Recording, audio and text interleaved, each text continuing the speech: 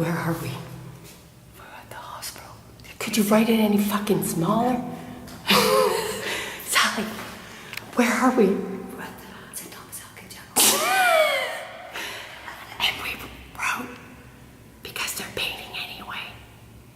Be not afraid. We're at the hospital and they're painting the halls different colors, so they got these patches. So we're gonna be not.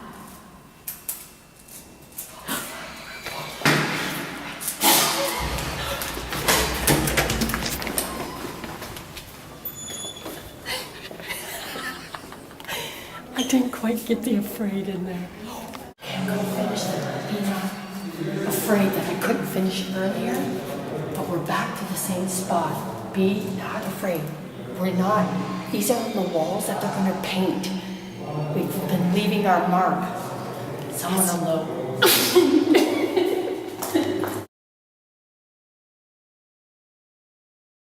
Oh, okay, it's Tuesday. I'm at my home away from home and waiting to get my fix. And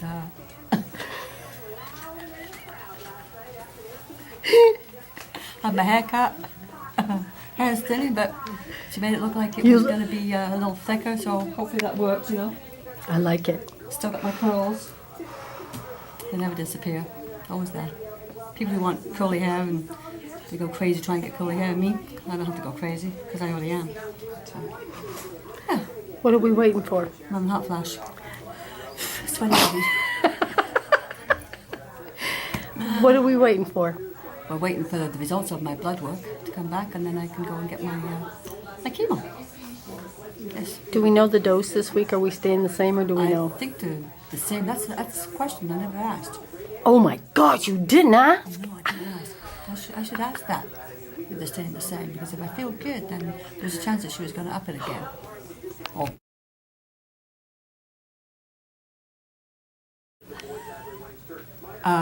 This week I started my GCSE, and I was shown on Wednesday briefly how to go about it, and my nurse was supposed to come out on Thursday to go through it again with me, but we won't go into that long story because she's now fired. So I ended up having to use my chemo brain and remember everything I was told the day before. Long story short, I'm at my daughter's and I make her take pictures of the process of me giving myself my own needles, and she was just cringing. I would have liked to have taken a picture of her, but yeah, she did. She did a very good job. Thank you, my daughter, Alicia, I love you. But anyway, I ended up successfully doing the rest of my needles for the rest of the week, and quite proud of myself, and a little hesitant at first when I first go, but just give it that jab and away it goes, and I'm amazed how easy it slides into your skin. A lot of jigglies. That's good. See, jigglies are good. Jigglies are good. Don't worry about if you got jiggly. You never know when you got to do things for yourself. Yep.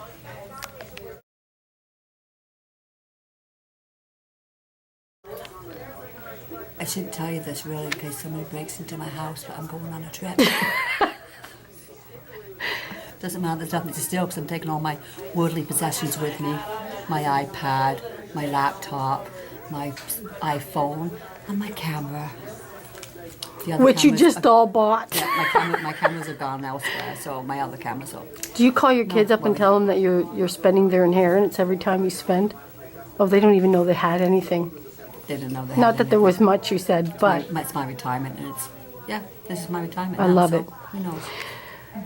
Maybe one day I might go back to work. I was thinking that. You know, actually. no, think about it. I like it.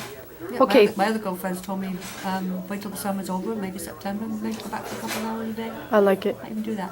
Oh, sorry, I interrupted. So Sorry, I when are you digressed. leaving? Saturday. And you're going for? 2.5 weeks. Not long enough for me because generally I'm gone for a month to 5 weeks to 6 weeks. But anyway, 2.5 weeks, I'll take that. A bucket list we trip? We start off in Iceland. Going back to Iceland because we were there last year. And I've already got a whaleboat tour booked. I'm going to go see whales.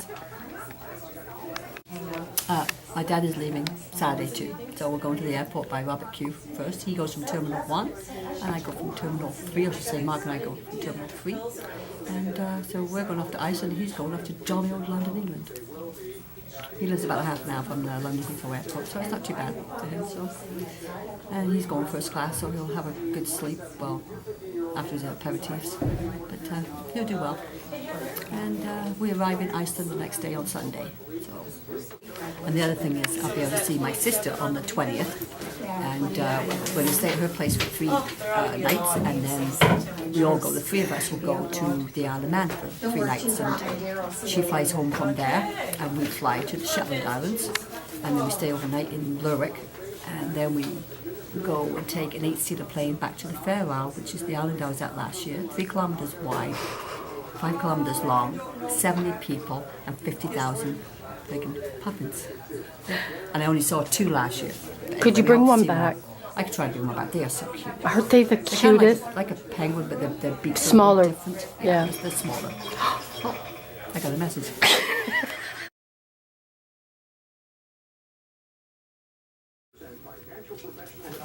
Can you hear me? Can you hear me now? You wait now, I'm going to work on the pasta. I'm going to get this all finished before I get done here today, okay? Right? See you later. Ciao. What you drinking in there, lady? Java. Mocha Java. Okay. Espresso. Caffeine. Did I tell you look really good today? I feel absolutely radiant.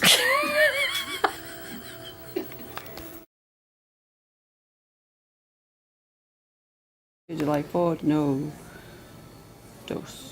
June 27th to July 1st, GCSF. Well, I'm going to do GCSF when I come back. Oh no, I'll be able to take it with me. No equipment, okay. Oh, this is what you wrote last time. Mm-hmm. What's your levels? I don't think she's put it up.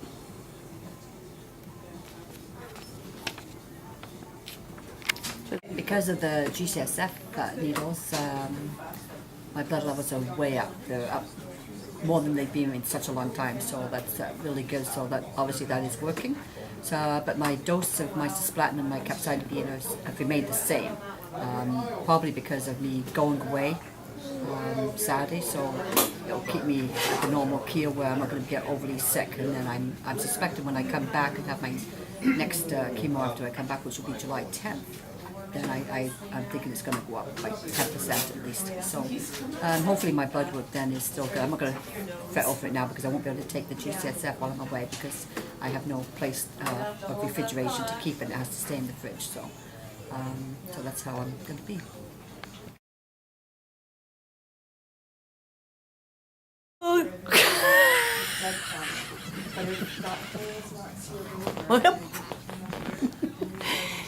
You druggy.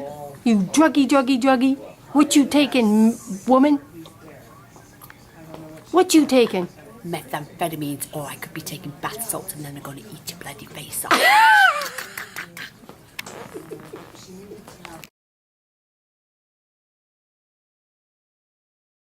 Have my second cup of coffee now. You take that off. Delicious. A sandwich, roast beef sandwich for my protein. I got cheese whiz, which I'm not a big lover of cheese whiz, but in the small doses, I'd like to be able to buy some of this small dose stuff because I can take it, so I can just thinly spread on there. And our illustrious nurse here is just keeping my arm warm. That helps the fluids go through my veins better. Is that right? Yeah, that's right. See, I'm learning every day. I'm learning something new. I feel so good. So as warm as it is outside, I get chills from this stuff. So this helps keep me warm, and I'm more comfortable on my bed. And, yes, this time I'm having the IV up further up in my arm. I couldn't watch it. I know I did the needle thing in my belly, but this still I'm not there watching it. So I got a message. Anyway. What's your From dose? Kathy. Just got a message from Kathy, and this is our riddle of the day, so I'm going to read it to you.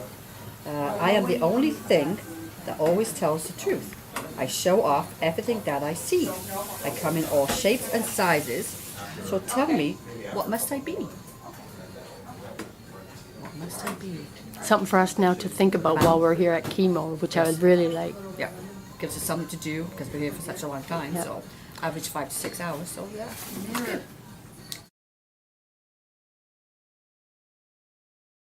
yes, I drove here today myself, and because usually we do the thing at my house. And anyway, today Pete's here, so he wanted to spend a little time with my dad, and he's going to do a barbecue before we head back, or before my dad heads back on Saturday, and Mark and I go our separate ways to Iceland. So yeah, so that's what we're going to do today.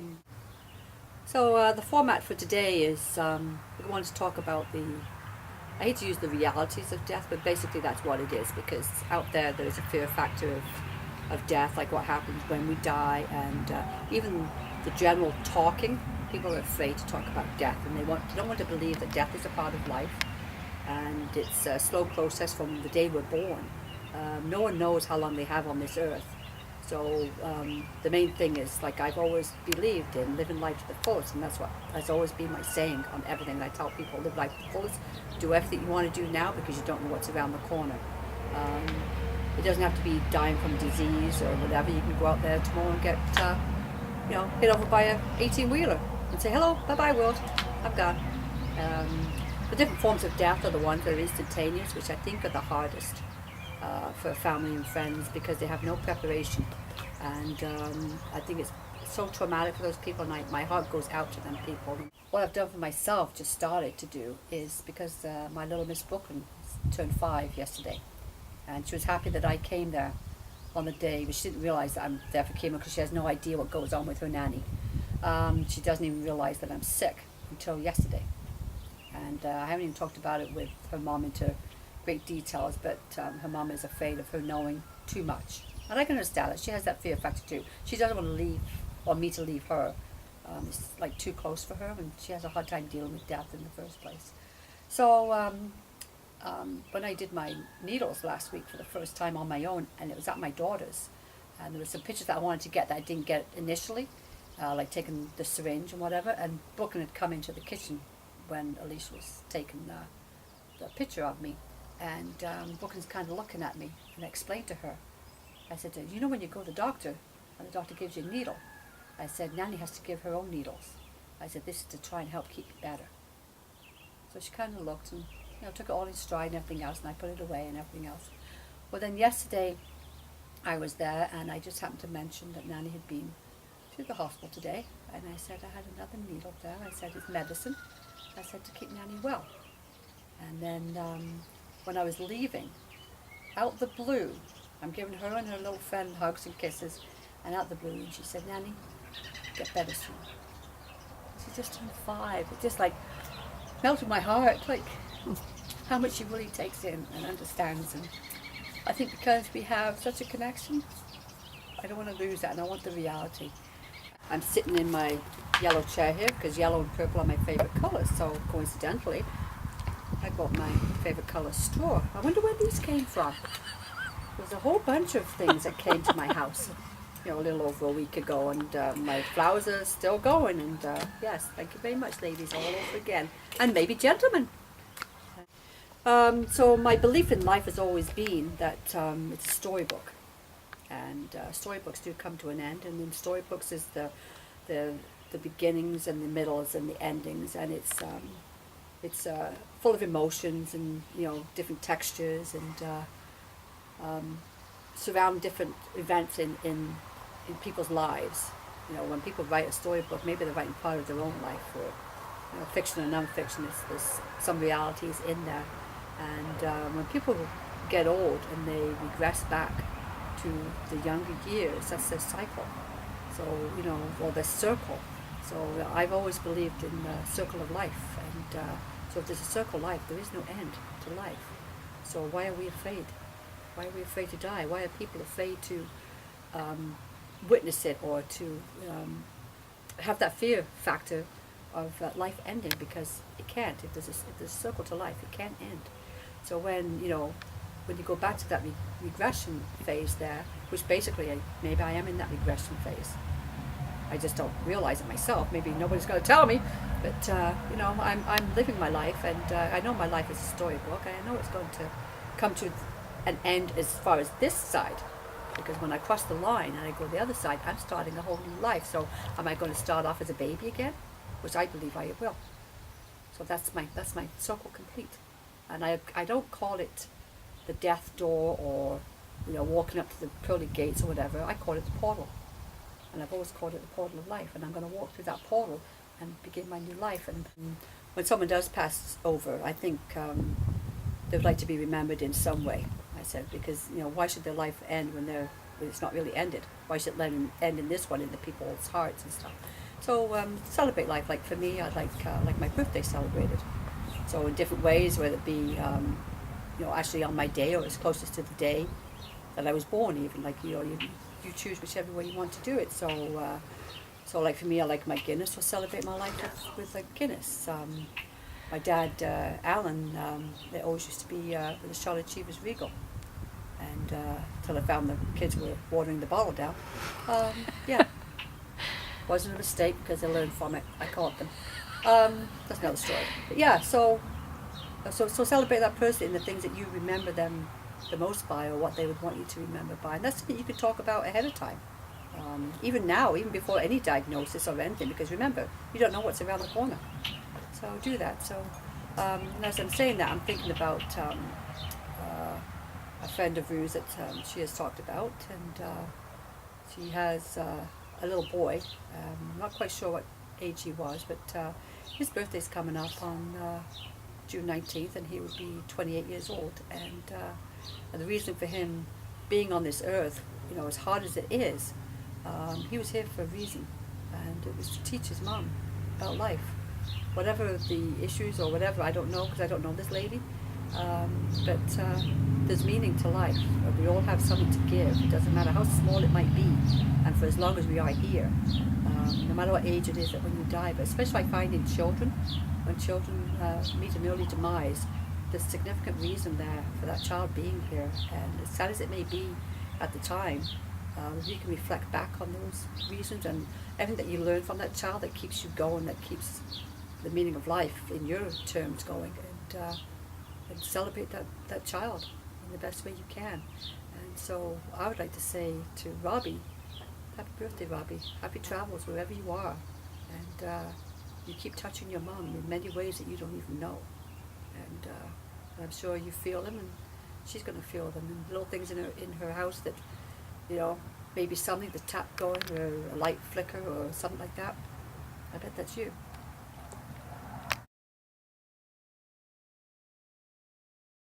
Hello peoples, we're back again, and here we're sitting in the back of Pete and Rue's, and with my favourite bloke, Pete, who has been instrumental in my life and helped me. Second favorite bloke. Oh yeah, my second. Sorry, Mark. My second favourite bloke in my life, and instrumental in understanding my disease and what it's like, and being as he has been through it himself before, and he understands a lot more than maybe most people that are around me, and so I just wanted to ask him his insight onto how his life was changed, and et cetera, what it means. Yeah, it's an easy question. It used to be a hard question, but it's an easy question now. Two things I learned, and they may seem contradictory. The first one is that I'm not really afraid of dying anymore. But the second one is that I really want to go on living. No one really wants to die because you don't want to miss out. Right. That's Because exactly you don't what know it is. what's across the line. Exactly what it is, but it's, yeah. And that's where I the mean, I fear factor suppose- comes in, I think, because you Yeah. don't know what's across the line. Right. Yeah. I suppose if I knew they had bicycles there, I'd probably be okay. But I think for me, it's you take it with No me. surcharge. No surcharge. You put it. No, you need a bigger box. Probably cost more to burn you if you take your bicycle. That's how they can build a double chamber. Yeah. Yeah. No, for me is exactly that, right? And that's why I'm inspired by what you're doing now, right? It's not afraid. It's not afraid of what's after. There's so many things I want to do, and if I die, then I can't do those things anymore, right? Like ride my bike, or spend time with my friends, or travel. And so I still get scared sometimes, and I get scared for you, right? But you know, at the same time, every time I look at you and I hear what you're saying and what you're doing, I think, oh shit, stop it, right? Yeah. She's doing what she wants to do, so. I'm gonna We're toast. Irish. There's a little Irish There we in go. both of us. Guinness and Tora, Tora, Kilkenny. Yep. Yeah. That's Aurora. Look at the Irish. Cheers. Cheers. Be not afraid.